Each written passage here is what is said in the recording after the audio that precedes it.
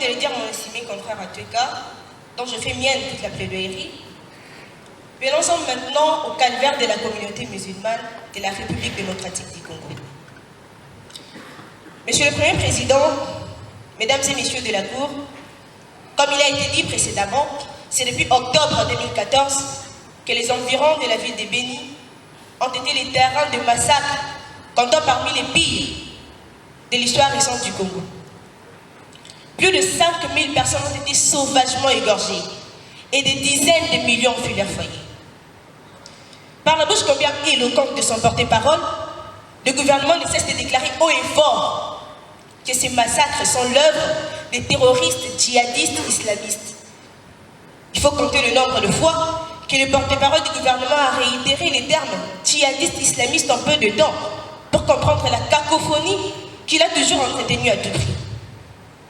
Car pour les communs des mortels, qui dit djihadiste islamiste dit indébutablement un musulman. D'aucuns considèrent le terrorisme islamiste à Béni comme une grosse rigolade. Loin de moi l'idée de confirmer ni d'affirmer l'implication de certains musulmans dans les atrocités de Béni. Mais combien de rébellions n'a-t-on pas vu piloter par d'éminents pasteurs sans que la chrétienté ne soit annexée? Pourquoi c'est dans l'islam? J'estime cependant qu'il serait prématuré de considérer les musulmans comme le seul responsable de cet hécatombe.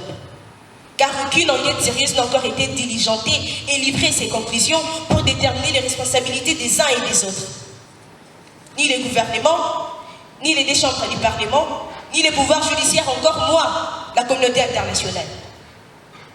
Si donc, pour les gouvernements, le fait d'avoir ramassé quelques pages du Coran ou d'avoir trouvé des djellabas sur le corps de certains assaillants justifie la thèse djihadiste ou islamiste, que dire alors des assaillants sur le corps desquels on trouve régulièrement les uniformes de nos forces armées?